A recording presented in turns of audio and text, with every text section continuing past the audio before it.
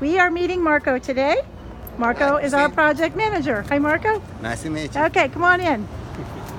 Welcome to your house. Thank you. So, Marco, we ripped up the floors and we had to put some new supports because the house was inappropriately supported for what we want to do. That's correct. Okay, so tell me what you found. So, Christine, let me show you what we found. Of course, this is a really old house. Pretty cool though. Pretty cool house. Thank you. This is what we found. It's mold. Mold!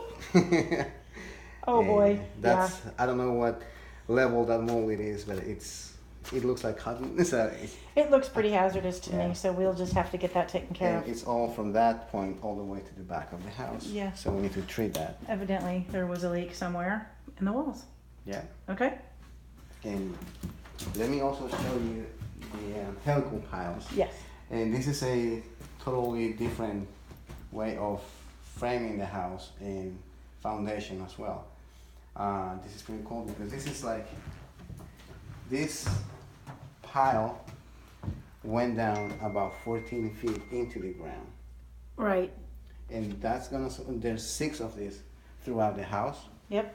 And that's gonna support the I-beams that are gonna also hold the framing of the addition. Gotcha. In the first floor. Let me, Don't fall through the floors. yeah. And also, we need to level this floor somehow. And what I'm thinking is that we can replace all of these 2x10 floor joists. So when we bought the house, the floor looked level to us up until we got to the back where we had a little ski slope. Yeah. So we thought that once we got the helicals and the beam in, that we'd be all good. But you're saying not so much. Because most homeowners think that these floor joists are level. They can be level at the edges or perimeter of the house. But if you, I don't have my level here, but all of these have a hump like that. And we don't want a hump especially when we're putting a second story So on. instead of ripping up the hump, which is labor consuming, it will be better just to replace all of it. So what you're saying is just because we see something doesn't necessarily mean what we see is until reality. you open something, you don't know if it's gonna be a can of worms or something good for the house. But okay. In this case, I don't think we can reuse this. Okay, but we came up with a great idea. Yep. We can use these for our floating shelves in the kitchen. So we're going to repurpose some of these beams. So I guess I'm giving you approval for that change order. Okay, tell us a little bit about the support system that's getting put in place. Oh, okay.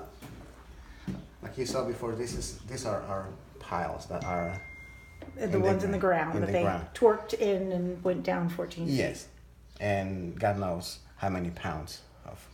So this is the footing for every single one. So it's concrete squares concrete that you're pouring all over yes. it? Okay. And on top of this concrete, we'll have one beam across side to side that is gonna hold another beam on top. Gotcha. And this beam is gonna actually hold with hangers your floor joists. Wonderful. Sounds complicated, Yeah, but it's not. A little bit. So, okay, day 1 essentially, and we already have 2 change orders. Way to go, Marco. Yes, expect more. Thanks. So this was our first meeting with Marco. We'll be getting a schedule Bye. and harassing him along the way. I will see you next week. Thanks.